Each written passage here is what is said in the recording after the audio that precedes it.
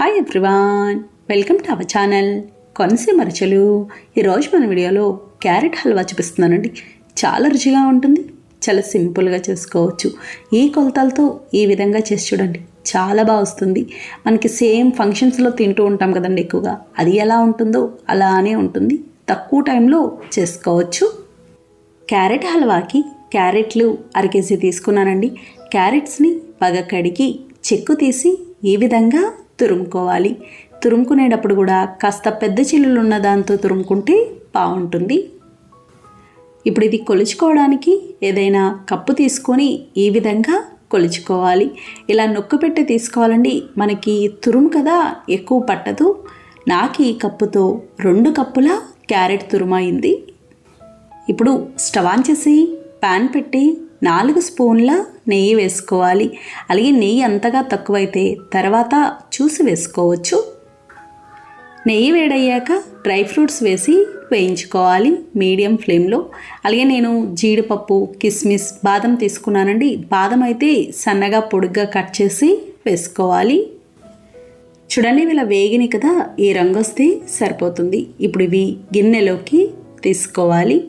ఇప్పుడు అదే నేతిలో క్యారెట్ తురుము వేసి మీడియం ఫ్లేమ్లో పచ్చివాసన పోయే వరకు వేయించుకోవాలి. ఇలా వేయించుకునేటప్పుడు నెయ్యి బాగా తక్కువ అనిపిస్తే గనక ఇంకొక స్పూన్ వరకు వేసుకోవచ్చు. నెయ్యి మరీ తక్కువ ఉన్నా కూడా హల్వా అంత బాగుండదు, ఇది సరిగ్గా వేగదు. ఇది వేగేంత వరకు కూడా మధ్య మధ్యలో కలుపుతూ ఉండాలి, సమానంగా వేగుతుంది, అడుగంటదు. చూడండి, ఇది ఇలా బాగా వేగింది కదా, ఈ రంగు వస్తే సరిపోతుంది. మనం క్యారెట్ ఫ్రై చేస్తాం కదండి, అది ఎలా అయితే వేయించుకుంటామో అదే విధంగా. ఇప్పుడు ఇందులో 2 కప్పుల క్యారెట్ తురుముకి అదే కప్పుతో 1 కప్పు పాలు పోసి కలుపుకోవాలి. ఇలా బాగా కలిపి మీడియం ఫ్లేమ్లో ఉడికించుకోవాలి దగ్గర పడేంత వరకు. పచ్చిపాలు కానీ కాచి చల్లార్చిన పాలు కానీ ఏవైనా వేసుకోవచ్చు. పాలు కాస్త చిక్కగా ఉండాలి, చిక్కగా ఉంటే బాగుంటుంది. చూడండి, ఇది ఇలా బాగా ఉడికింది కదా, ఈ విధంగా ఉడకాలి. చూడండి, మొత్తం అంతా దగ్గరకు వచ్చినట్టు అయింది కదా, ఇలా ఉంటే సరిపోతుంది. పట్టుకొని చూస్తే కొద్దిగా మెత్తగా ఉన్నట్టు ఉంటుంది. ఇప్పుడు ఇందులో పంచదార వేసుకోవాలి. 2 కప్పుల క్యారెట్ తురుముకి అదే కప్పుతో 3/4 కప్పుకి కొంచెం తగ్గించి పంచదార వేసుకోవాలి. తీపి కరెక్ట్గా సరిపోతుంది. అలాగే 4 యాలకులు వేసి కలుపుకోవాలి. పంచదార వేసాక మళ్ళీ పల్చగా అయినట్టు ఉంటుందండి. మీడియం ఫ్లేమ్లో దగ్గర పడే వరకు ఉడికించుకోవాలి. అలాగే కొంతమంది క్యారెట్ని మిక్సీ పట్టి వేసుకుంటారు, లేదా చాపర్లో అయినా వేసుకుంటారు. ఒకవేళ మీకు తురమడం కుదరకపోతే అలా అయినా వేసుకోవచ్చు. కాకపోతే తురిమింది బాగుంటుంది చూడ్డానికి. చూడండి, ఇది ఇలా బాగా ఉడికింది కదా, ఈ విధంగా ఉండాలి. ఇప్పుడు ఇందులో 2 కప్పుల క్యారెట్ తురుముకి అదే కప్పుతో 1/4 కప్పు పచ్చికోవా వేసుకోవాలి. పచ్చికోవా వేయడం వల్ల చాలా చాలా బాగుంటుంది. అంటే ఇది మనకి స్వీట్లెస్ కోవా అండి, బయట దొరుకుతుంది పాల షాపుల్లో. మీడియం ఫ్లేమ్లో కొద్దిగా దగ్గర పడే వరకు ఉడికించుకోవాలి. అలాగే మీ దగ్గర కోవా లేకపోతే కనుక మానేయచ్చు, ఉంటే మాత్రం చాలా బాగుంటుంది. పచ్చికోవాని మనం ఇంట్లో కూడా చేసుకోవచ్చండి. 1 అర లీటర్ పాలని బాగా చిక్కబడే వరకు మరిగించుకోవాలి. పాలకోవాకి మరిగించుకుంటాం కదా, అదే విధంగా పంచదార వేయకుండా ఉంటే సరిపోతుంది. ఇది ఇలా బాగా దగ్గర పడ్డాక స్టవ్ ఆఫ్ చేసుకోవాలి. చివరిగా మనం వేయించుకున్న డ్రై ఫ్రూట్స్ వేసి కలుపుకోవాలి. ఇంతేనండి, క్యారెట్ హల్వా తయారైంది. చూడండి ఎంత బాగుందో చూడడానికి. బయట 2-3 రోజుల వరకు ఉంటుందండి, అస్సలు పాడవద్దు. చూసారు కదా ఫ్రెండ్స్, చాలా సులభంగా తయారు చేసుకుని.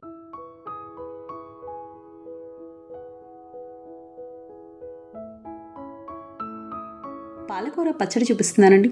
చాలా రుచిగా ఉంటుంది, చాలా సింపుల్గా చేసుకోవచ్చు. మామూలుగా మనం పాలకూరతో పప్పు కూరలు చేస్తూ ఉంటాం కదండి, ఒక్కసారి ఇలా పచ్చడి కూడా చేసి చూడండి, నిజంగా అమృతంలా ఉంటుంది. పాలకూర పచ్చడికి పాలకూర 3 కట్టలు తీసుకున్నానండి. పాలకూరని బాగా కడిగి ఈ విధంగా కట్ చేసుకోవాలి. కట్ చేసుకున్నాక కాస్త తడి ఆరనివ్వాలి. తడి ఆరాక పచ్చడి చేసుకుంటే బాగుంటుంది. స్టవ్ ఆన్ చేసి ప్యాన్ పెట్టి నూనె వేసుకోవాలి. నూనె వేడయ్యాక 1 స్పూన్ శనగపప్పు, 1.5 స్పూన్ మినప్పప్పు వేసి మీడియం ఫ్లేమ్లో దోరగా వేయించుకోవాలి. ఒకవేళ మీకు శనగపప్పు వద్దు అనుకుంటే 2 స్పూన్ల మినప్పప్పు వేసుకోవచ్చు. చూడండి, ఇవి ఇలా బాగా వేగినాయి కదా, ఇలా వేగితే సరిపోతుంది. ఇప్పుడు ఇవి మిక్సీ జార్లోకి తీసుకోవాలి. ఇప్పుడు అదే ప్యాన్లో కారానికి సరిపడా ఎండుమిరపకాయలు వేసి వేయించుకోవాలి. నేను 20 కాయలు తీసుకున్నానండి, ఎందుకంటే ఇక్కడ నేను 3 కట్టల పాలకూర తీసుకున్నాను కదా, ఆ మాత్రం కారం పడుతుంది.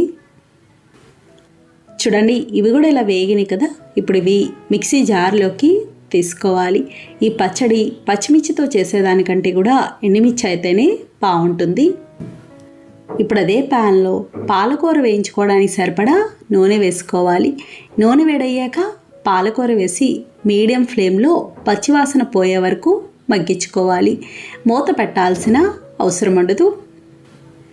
నేను తీసుకున్న పాలకూర కట్టలు కొంచెం చిన్నగా ఉన్నాయి కాబట్టి 3 తీసుకున్నాను. పెద్దగా ఉంటే కనుక 2 కట్టలు అయితే సరిపోతుంది. చూడండి, ఇది ఇలా బాగా వేగింది కదా, ఇలా వేగితే సరిపోతుంది. ఇప్పుడు స్టవ్ ఆఫ్ చేసుకోవాలి, బాగా చల్లారాలి. ఇది బాగా చల్లారిందండి. ఇప్పుడు పచ్చడి చేసుకుందాం. ముందుగా మిక్సీ జార్లో శనగపప్పు, మినప్పప్పు, ఎండుమిర్చి ఉన్నాయి కదా, అందులోని 1/2 స్పూన్ జీలకర్ర, తగినంత ఉప్పు వేసి మిక్సీ పట్టుకోవాలి. చూడండి, ఇలా మిక్సీ పట్టుకున్నాం కదా, ఈ విధంగా ఉండాలి. ఇంతకన్నా మెత్తగా ఉండాల్సిన అవసరం ఉండదు.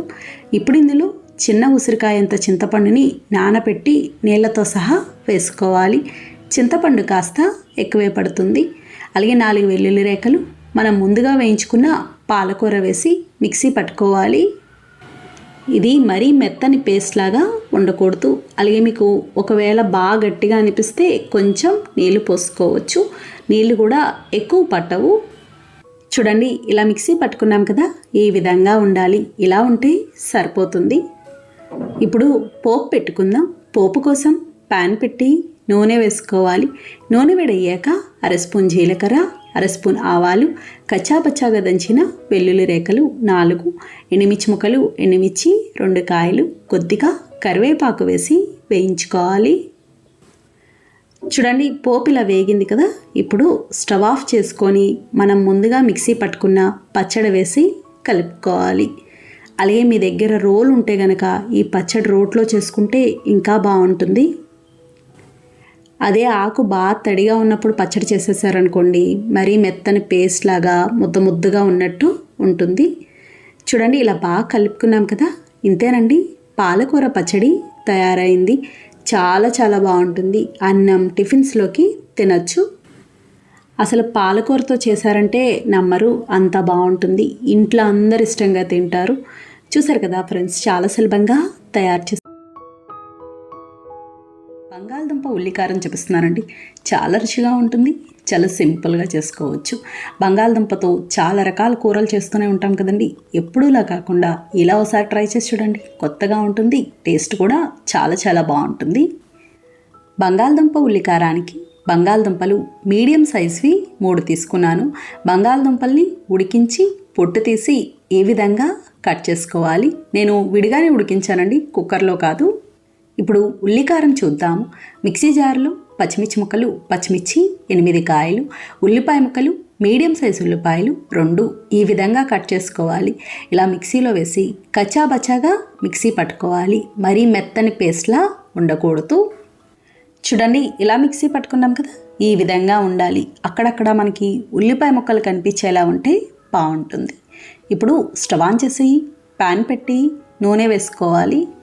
నూనె వేడయ్యాక కచ్చాపచ్చాగా దంచిన వెల్లుల్లి రేఖలు 5, 1 స్పూన్ శనగపప్పు, 1 స్పూన్ మినపప్పు, 1/2 స్పూన్ జీలకర్ర, 1/2 స్పూన్ ఆవాలు వేసి ఫ్రై చేసుకోవాలి. మీకు వెల్లుల్లి వద్దు అనుకుంటే మానేయచ్చు. చూడండి, పోపు ఇలా సగం పైన వేగింది కదా, సగం పైన వేగాక ఎండుమిర్చి ముక్కలు, ఎండుమిర్చి 3 కాయలు, కొద్దిగా కరివేపాకు వేసి ఫ్రై చేసుకోవాలి. పోపు అంతా ఇలా వేగాక మనం ముందుగా మిక్సీ పట్టుకున్న ఉల్లికారం, 1/2 స్పూన్ పసుపు, తగినంత ఉప్పు వేసి కలుపుకోవాలి. ఇలా ఇవన్నీ వేసి మీడియం ఫ్లేమ్లో ఉల్లికారం పచ్చివాసన పోయే వరకు వేయించుకోవాలి. ఉల్లిపాయలో నీరు ఉంటుంది కదండి, ఆ నీరంతా పోయే వరకు వేయించుకుంటే సరిపోతుంది. ఈ కూర కొంచెం కారంగా ఉంటేనే బాగుంటుంది. కారం తక్కువ తినే వాళ్ళైతే పచ్చిమిర్చి తక్కువ వేసుకోవచ్చు. అలాగే ఇంకా మనం ఎర్ర కారం వేయాల్సిన అవసరం ఉండదు. చూడండి, ఇది ఇలా బాగా వేగింది కదా, ఈ విధంగా ఉండాలి. రంగు కూడా పూర్తిగా మారుతుంది. ఇప్పుడు ఇందులో మనం ముందుగా ఉడికించుకున్న బంగాళదుంప ముక్కలు వేసి కలుపుకోవాలి. ఇలా బాగా కలిపి మూత పెట్టేసి మీడియం ఫ్లేమ్లో 1-6 నిమిషాల పాటు మగ్గించుకోవాలి. మనకి ఆ బంగాళదుంప ముక్కలకి ఉప్పు కారం చక్కగా పడుతుంది. చాలా తక్కువ టైంలో అయిపోతుందండి. ఎటువంటి హడావులు లేకుండా సింపుల్గా చేసుకోవచ్చు. నేను 6 నిమిషాలు మగ్గించానండి. 6 నిమిషాల తర్వాత ఈ విధంగా ఉంటుంది. ఇప్పుడు స్టవ్ ఆఫ్ చేసుకోవాలి. ఇంతేనండి, బంగాళదుంప ఉల్లికారం తయారైంది. చాలా చాలా బాగుంటుంది. రుచి కూడా కొత్తగా ఉంటుంది. అలాగే మీరు కావాలి అనుకుంటే కూర కాస్త చల్లారేక నిమ్మరసం కూడా వేసుకోవచ్చు. ఈ కూరతో పాటు సైడ్ డిష్గా రసం కానీ, మజ్జిగ చారు కానీ ఇలాంటివి పెట్టుకుంటే చాలా బాగుంటుంది. అలాగే ఈ కూర అన్నం, చపాతీతో పాటు దోశకు కూడా తినచ్చు. టమాటో రసం చూపిస్తున్నానండి. చాలా రుచిగా ఉంటుంది. చాలా సింపుల్గా చేసుకోవచ్చు. ఎప్పుడైనా నోరు బాగాలేనప్పుడు ఈ విధంగా చేసి చూడండి. నోటికి కారంగా రుచిగా బాగుంటుంది. టమాటో రసానికి మీడియం సైజ్ టమాటోలు 3 తీసుకున్నాను. ముందుగా రసంలోకి ఒక పొడి చూద్దాము. ఈ పొడి కోసం ఇలాంటి దంచుకునేది ఉంటే ఇదైనా కానీ మిక్సీలో అయినా కానీ చేసుకోవచ్చు. 1/2 స్పూన్ ధనియాలు, 1/2 స్పూన్ జీలకర్ర, 1/2 స్పూన్ మిరియాలు వేసి మెత్తగా దంచుకోవాలి. ఇవి ఏమీ కూడా వేయించాల్సిన అవసరం ఉండదు. చూడండి, ఇలా దంచుకున్నాం కదా. ఇప్పుడు ఇందులో ఒక 5 వెల్లుల్లి రేఖలు వేసి కొద్దిగా కచ్చాపచ్చాగా దంచుకోవాలి. మరీ మెత్తగా ఉండకూడదు. వెల్లుల్లి కనిపించేలా ఉంటే బాగుంటుంది. అలాగే వెల్లుల్లి మరీ ఎక్కువ వేసుకున్నా కూడా అంత బాగుండదు. చూడండి, ఇలా బాగా దంచుకున్నాం కదా, ఈ విధంగా ఉండాలి. ఇప్పుడు మిక్సీ జార్లో టమాటో ముక్కలు వేసి మెత్తగా మిక్సీ పట్టుకోవాలి. ఇంకా నీళ్లు కానీ ఏమీ వేయాల్సిన అవసరం ఉండదు. మరి స్మూత్ పేస్ట్లా ఉండకూడదండి. చూడండి, కొంచెం టమాటో ముక్కలా కనిపించేలా ఉంటే బాగుంటుంది. స్టవ్ ఆన్ చేసి ప్యాన్ పెట్టి నూనె వేసుకోవాలి. నూనె వేడయ్యాక 1/2 స్పూన్ జీలకర్ర, 1/2 స్పూన్ ఆవాలు, ఎండుమిర్చి నేను కాయల పలంగా వేసేస్తున్నానండి. మీరు ముక్కల్లా కూడా వేసుకోవచ్చు. కొద్దిగా కరివేపాకు, 1/2 స్పూన్ ఇంగు వేసి ఫ్రై చేసుకోవాలి. ఇంగు మాత్రం ఖచ్చితంగా వేసుకోవాలండి. చాలా బాగుంటుంది మంచి సువాసనతో. చూడండి, పోపు ఇలా బాగా వేగింది కదా. ఇలా వేగాక మనం ముందుగా మిక్సీ పట్టుకున్న టమాటో ప్యూరీ, కొంచెం పసుపు వేసి కలుపుకోవాలి. మీడియం ఫ్లేమ్లో పచ్చివాసన పోయే వరకు ఉడికించుకోవాలి. ఇది పూర్తిగా రంగు మారి దగ్గర పడినట్టు అవుతుంది. ఇలా ఉడికించడం వల్ల రసం చాలా బాగుంటుంది. చూడండి, ఈ విధంగా ఉడకాలి. ఇలా ఉడికితే సరిపోతుంది. ఇప్పుడు ఇందులో పెద్ద గ్లాస్తో 2 గ్లాసుల వరకు నీళ్లు పోసుకున్నాను. నీళ్లు చూసి వేసుకోవాలండి. మరీ పల్చగా ఉండకూడదు, కొద్దిగా చిక్కగానే ఉండాలి. ఇప్పుడు ఇందులో పులుపుకు సరిపడినంత చింతపండు రసం. ముందు ఒకేసారి ఎక్కువ వేసుకోకూడదు. అంతగా పులుపు తక్కువైతే తర్వాత చూసి వేసుకోవచ్చు. అలాగే మనం ముందుగా దంచుకున్న ధనియాలు, జీలకర్ర, మిరియాలు ఇప్పుడు ఉంది కదా, అది తగినంత ఉప్పు, 1/2 స్పూన్ కారం, 1/2 స్పూన్ పంచదార వేసి కలుపుకోవాలి. పంచదార వేయడం వల్ల పులుపు తగ్గి రుచి చాలా బాగుంటుంది. ఒకవేళ మీకు పంచదార ఇష్టం లేదంటే చిన్న బెల్లం ముక్క అయినా వేసుకోవచ్చు. ఇలా బాగా కలిపి మీడియం ఫ్లేమ్లో 5 నిమిషాల పాటు మరిగించుకోవాలి. 5 నిమిషాల తర్వాత ఈ విధంగా ఉంటుంది. ఇప్పుడు చివరిగా కొంచెం కొత్తిమీర వేసి కలిపి స్టవ్ ఆఫ్ చేసుకోవాలి. ఇంతేనండి, టమాటో రసం తయారైంది. అలాగే మీరు ఇదే రసంలో మనం మిరియాలు ఇవన్నీ దంచి వేసుకున్నాం కదండి, దానికి బదులు MTR రసం పౌడర్ కూడా వేసుకోవచ్చు. అది కూడా చాలా బాగుంటుంది. చూసారు కదా ఫ్రెండ్స్, చాలా సులభంగా తయారు చేసుకున్నాం. మన వీడియోలో బొబ్బరి వల్లి చూపిస్తున్నానండి. చాలా రుచిగా ఉంటాయి. చాలా సింపుల్గా చేసుకోవచ్చు. మనం ఎక్కువగా మసాలా వల్ల వేస్తూ ఉంటాం కదండి, ఇలా ఒకసారి బొబ్బర్లతో కూడా చేసి చూడండి. సింపుల్గా చాలా బాగుంటాయి. బొబ్బరి వాళ్ళకి బొబ్బర్లు 1 కప్పు తీసుకున్నానండి. ఇవి 1/2 కేజీ వరకు ఉంటాయి. అలాగే బొబ్బర్లు 2 రకాలు ఉంటాయి. ఇంకొకటి కొంచెం తెల్లగా లావుగా ఉంటాయి. ఏవైనా కూడా తీసుకోవచ్చు. ఇందులో తగినన్ని నీళ్లు పోసి 6-7 గంటల పాటు నానబెట్టుకోవాలి. నేను బాగా ప్రొద్దుట నానబెట్టుకుంటున్నానండి మధ్యాహ్నం కోసం, లేదా మీరు నైట్ అయినా నానబెట్టుకోవచ్చు. శనగల కంటే కూడా బొబ్బర్లు త్వరగా నానతాయి. చూడండి, ఇలా బాగా నాని కదా. ఇప్పుడు ఇవి కడుక్కోవాలి. చూడండి ఇలా బాగా కడుక్కున్నాం కదా. ఇప్పుడు మిక్సీ జార్లో చిన్నగా కట్ చేసిన అల్లం ముక్కలు, అల్లం 2 ఇంచులు తీసుకున్నానండి. కారానికి సరిపడా పచ్చిమిర్చి నేను 8 కాయలు తీసుకున్నాను. ఇలా అల్లం పచ్చిమిర్చి వేసి మెత్తగా మిక్సీ పట్టుకోవాలి. చూడండి ఇలా మిక్సీ పట్టుకున్నాం కదా. ఇప్పుడు ఇందులో మనం ముందుగా నానబెట్టుకున్న బొబ్బర్లు వేసి మిక్సీ పట్టుకోవాలి. ఇంకా ఇందులో నీళ్లు కానీ ఏమీ వేయాల్సిన అవసరం ఉండదు. ఇది కాస్త మెత్తగానే ఉండాలండి, మరీ గట్టిగా కచ్చాపచ్చాగా ఉండకూడదు. చూడండి ఇలా మిక్సీ పట్టుకున్నాం కదా, ఈ విధంగా ఉండాలి. ఇంతకన్నా గట్టిగా కచ్చాపచ్చాగా ఉంటే వడలు కూడా గట్టిగా వచ్చేస్తాయి. ఇదే విధంగా మిగతా పప్పు అంతా మిక్సీ పట్టుకోవాలి. అలానే పిండి బాగా లూజ్గా కూడా ఉండకూడదు. మొత్తం అంతా ఇలా మిక్సీ పట్టుకున్నాక చిన్నగా కట్ చేసిన ఉల్లిపాయ ముక్కలు, పెద్ద ఉల్లిపాయ 1, చిన్నగా కట్ చేసిన కొత్తిమీర, కొద్దిగా కరివేపాకును కూడా కట్ చేసి వేసుకోవాలి. 1 స్పూన్ జీలకర్ర, తగినంత ఉప్పు వేసి కలుపుకోవాలి. ఇంకా ఇందులో ఎటువంటి మసాలాలు కానీ ఏమి వేయరు. ఇలా బాగా కలుపుకున్నాక వడలు ఒత్తుకోవడానికి ఏదైనా కవర్ కానీ బటర్ పేపర్ కానీ ఇలాంటి అరిటాక్ కానీ తీసుకోవాలి. ఈ విధంగా రౌండ్ బాల్ లాగా చేసి ఒత్తుకోవాలి. కొంచెం పలుచగా ఉండాలి, మరీ మందంగా ఉండకూడదు. చూడండి ఈ విధంగా ఉండాలి. ఇలా ఉంటే సరిపోతుంది. ఇప్పుడు డీప్ ఫ్రై చేసుకుందాం. డీప్ ఫ్రైకి సరిపడా నూనె పెట్టుకోవాలి. నూనె వేడవ్వాలి. నూనె బాగా వేడిగా ఉండాలండి. ఇలా వేడయ్యాక మీడియం ఫ్లేమ్లో పెట్టి వడలు వేసి ఫ్రై చేసుకోవాలి. సరిగ్గా వేడవకుండా వేస్తే విడిపోయినట్టు అయిపోతాయి, నూనె లాగేస్తాయి. ఇవి కొద్దిగా వేగాక అటు ఇటు కలుపుతూ ఎర్రగా వచ్చే వరకు వేయించుకోవాలి. ఇవి చాలా బాగుంటాయండి, పైన కరకరలాడుతూ లోపల సాఫ్ట్గా బాగుంటాయి. చూడండి ఇవి ఇలా బాగా వేగినాయి కదా, ఈ రంగు వస్తే సరిపోతుంది. ఇంతకన్నా ఎర్రగా వేగాల్సిన అవసరం ఉండదు. ఇప్పుడు ఇవి ప్లేట్లోకి తీసుకోవాలి. ఇదే విధంగా మిగతా వడలన్నీ ఫ్రై చేసుకోవాలి. అలాగే మనం బొబ్బర్లతో ఈ వడలు చేసాం కదండి, మీరు ఇలానే శనగలతో కూడా చేసుకోవచ్చు. అవి కూడా చాలా బాగుంటాయి. వీటికి బాగా రుచినిచ్చేది అల్లం పచ్చిమిర్చి కారం వేయడం వల్లే. చూడండి ఇవి కూడా ఇలా వేగినాయి కదా. ఇప్పుడు ఇవి ప్లేట్లోకి తీసుకోవాలి. నూనె కూడా లాగవండి, చాలా బాగా వస్తాయి.